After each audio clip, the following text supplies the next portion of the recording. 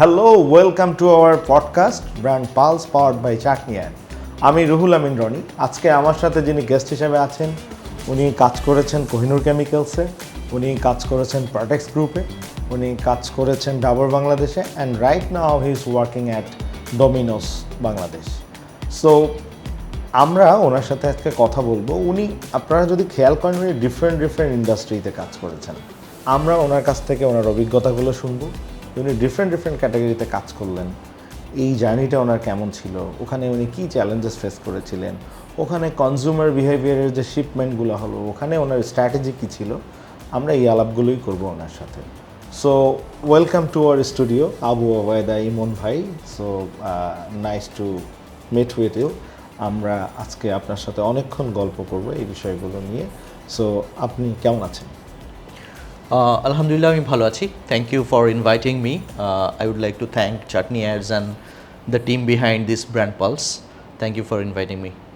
আমরা যদি একটু আপনার আর্লি লাইফে যাই, আপনি খুলনায় বড় হয়েছেন, পড়াশোনা করেছেন, তারপর জাহাঙ্গীরনগরে আইবিএতে অ্যাডমিশন নিলেন, if I am not wrong, and then আবার আপনি জবের পাশাপাশি গিয়ে পোস্ট গ্র্যাজুয়েশন করলেন ঢাকা ইউনিভার্সিটি আইবিএ থেকে। সো আপনি যখন খুলনায় পড়াশোনা করতেছিলেন তখন আপনার অ্যাম্বিশনটা কী ছিল, বা আপনি কি কমার্স ব্যাকগ্রাউন্ড নিয়ে স্টার্ট করলেন নাকি অন্য কোনো সেকশনে ছিলেন, science arts? Thank you for your question. So basically আমি প্রথম থেকে বলি, আমার বেড়ে ওঠা খুলনাতে। আমার স্কুল ছিল হচ্ছে Khulna Saint Joseph's high school. And ওখানে যখন আমার ব্যাকগ্রাউন্ড আসলে কমার্স নিয়ে আমি শুরু করি। ওকে। আমাদের ওই সময়টাতে ক্লাস 9 থেকে হচ্ছে আমাদের গ্রুপ নিতে হতো। So I started with commerce background, অথবা কমার্স যেই ক্যাটাগরিটা ছিল সেটা নিয়ে আমার শুরু করা। অ্যান্ড যখন আমি ওই সময়, আমাদের কিছু সাবজেক্ট ছিল যেটা বিজনেস নিয়ে অনেক লেখাপড়া করতে হতো আর কি ওই সময়টাতে। অ্যান্ড তখন যখন আমি ওই পড়ালেখাগুলো করি, তখনই আমার এই বিজনেস মার্কেটিং নিয়ে অনেক ইন্টারেস্ট গ্রো করে। এবং এটা আমি আস্তে আস্তে এরপরে আমি যখন এইচএসসি করি যশোর ক্যান্টনমেন্ট কলেজে, তখনও আমার আস্তে আস্তেই যে প্যাশন বা মার্কেটিং নিয়ে ক্যারিয়ার গড়া বা মার্কেটিং নিয়ে কাজ করার একটা প্যাশন গ্রো করে। এরপরে হচ্ছে আমি যখন জাহাঙ্গীরনগরে আসি আইবিএ থেকে, আমি যখন বিবিএ করি, তখন আমাদের 4টা সেমিস্টার পরে 5th সেমিস্টার থেকে মেজর নিতে হয় আর কি। তখন আমি মেজর মার্কেটিং হিসেবেই বেছে নেই, এবং তখন আমার আরও বেশি ইন্টারেস্ট গ্রো করে to work for brands and all. So পরবর্তীতে আমি আমার গ্র্যাজুয়েশন শেষ করি মার্কেটিং মেজর নিয়ে।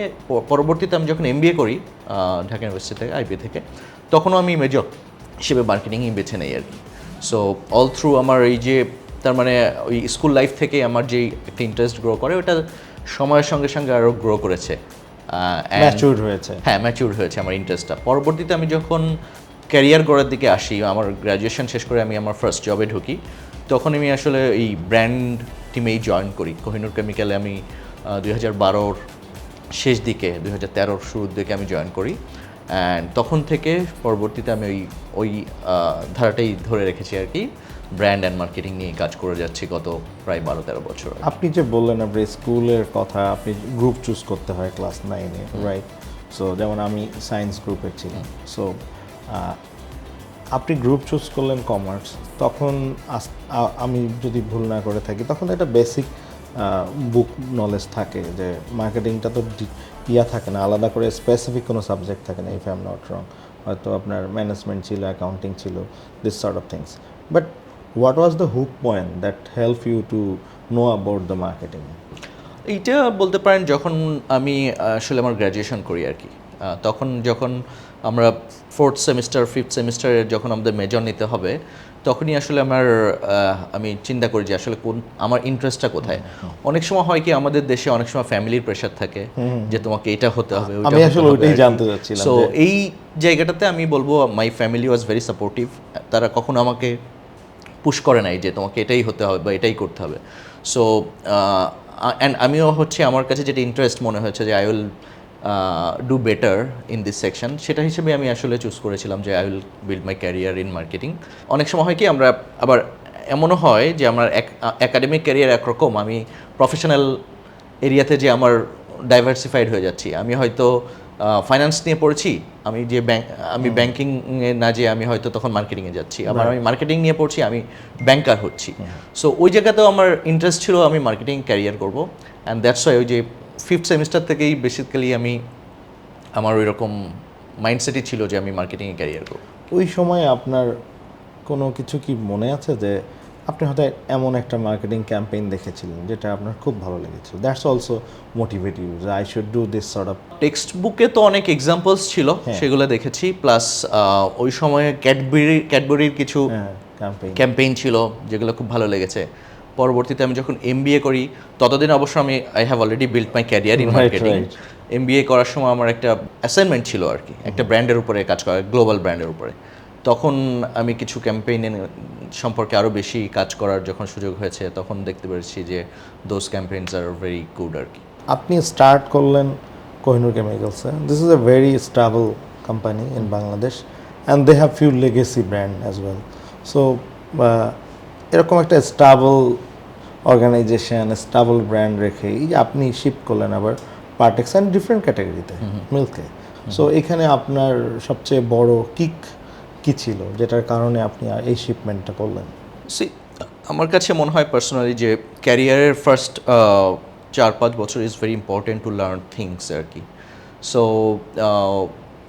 আমি যখন জয়েন করি কোহিনুরে, তখন ফার্স্ট আমি প্রায় 1.5 বছরের মতো কাজ করেছি ওখানে, and I had some amazing people working with me. So ওই অপরচুনিটিটা আমি নিয়েছি এবং কাজ করেছি, অনেক কিছু শেখার চেষ্টা করেছি আর কি। পরবর্তীতে বেসিক্যালি যেটা বললাম আর কি, যে আসলে first 4-5 years is very crucial two learn things. তো তখন মনে হলো যে একটা চেঞ্জ করলে হয়তো আমি আরও নতুন কিছু শিখতে পারবো, নতুন একটা ইন্ডাস্ট্রি, হ্যাঁ নতুন একটা ইন্ডাস্ট্রি সম্পর্কে জানতে পারবো, অ্যান্ড এক একটা অর্গানাইজেশন বা এক একটা একটা কালচার থাকে কাজের। সো আমি হয়তো 2টা অর্গানাইজেশনে কাজ করতে পারলে আরও নতুন কিছু শিখতে পারবো আর কি। So that was one of the main reasons যে আমি মুভ করেছিলাম। অ্যান্ড এটা সবসময়ই আমি ফিল করেছি পার্সোনালি যে যখনই আপনি একটা ইন্ডাস্ট্রি চেঞ্জ করবেন বা একটা কোম্পানি চেঞ্জ করবেন, তখন অনেক ধরনের নিউ লার্নিংস আপনার হবে আর কি। So that was one of the reasons to move.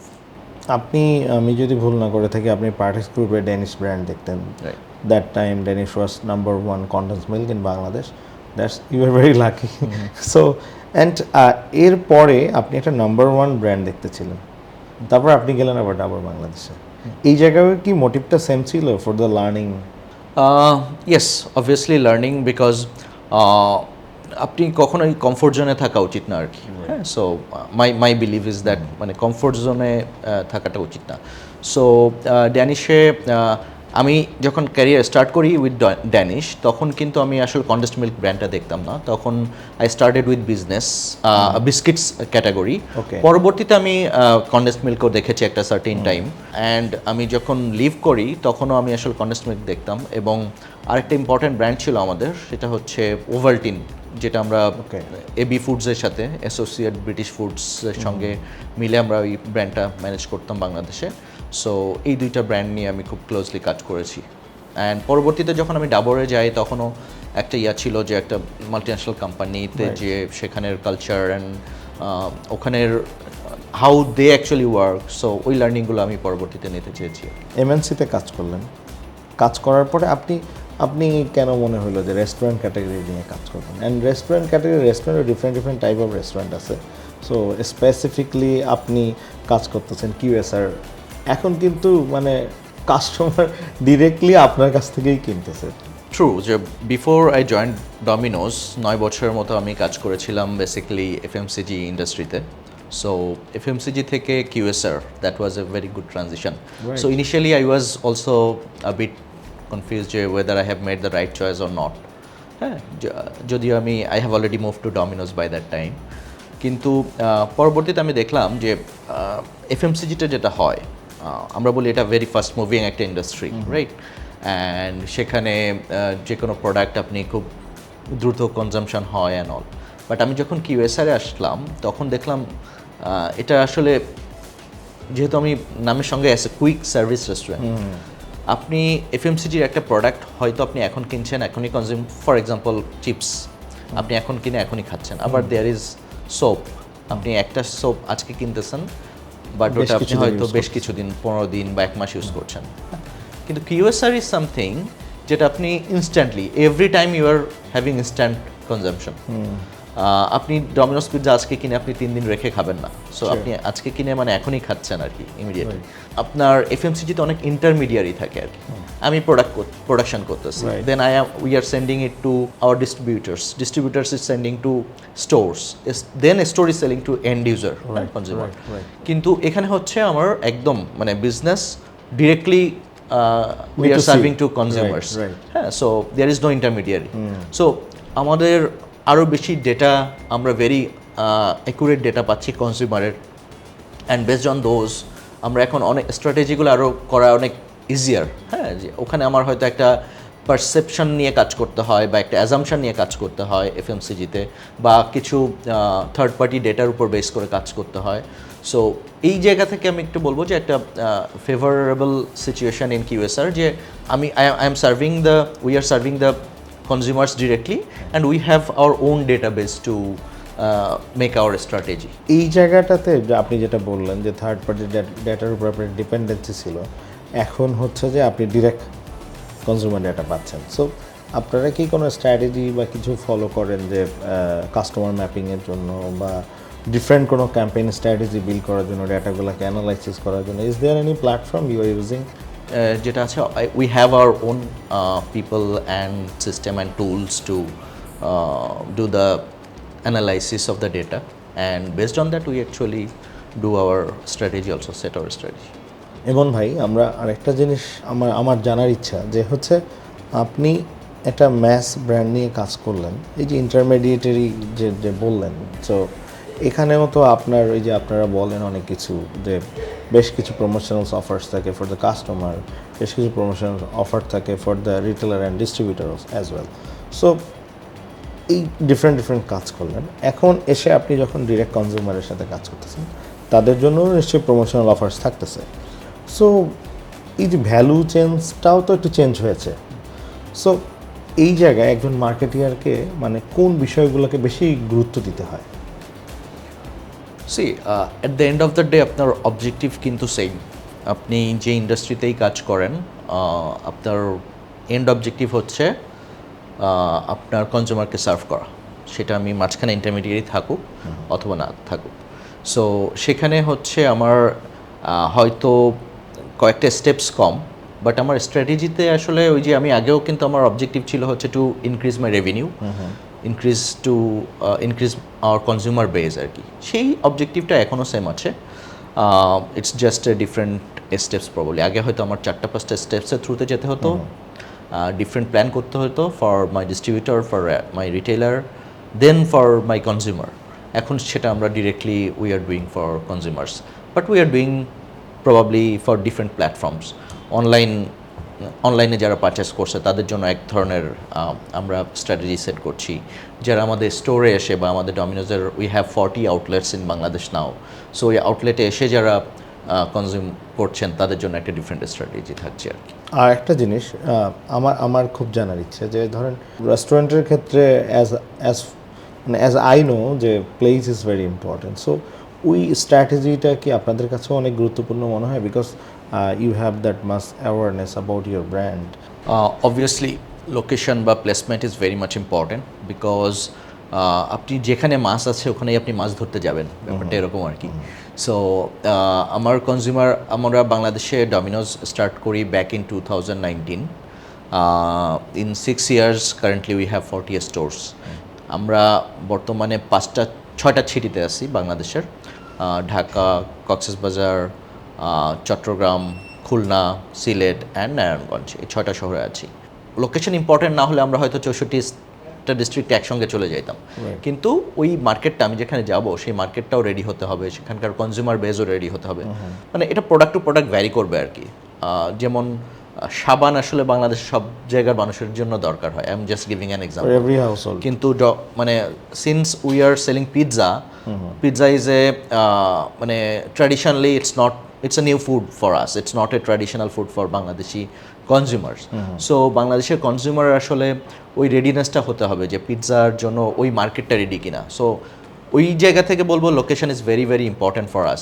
আপনি যখন টয়লেটিসে ছিলেন, আপনি যখন মিল্ক ক্যাটাগরিতে ছিলেন, আপনি যখন কেয়ার ক্যাটাগরিতে ছিলেন, তো তখন আপনার একটা প্রমোশনাল টুলস ইউজ করতেন। লেটসে আপনি এটিএল করতেন, আপনি বিটিএল করতেন, আপনি ডিজিটাল করতেন।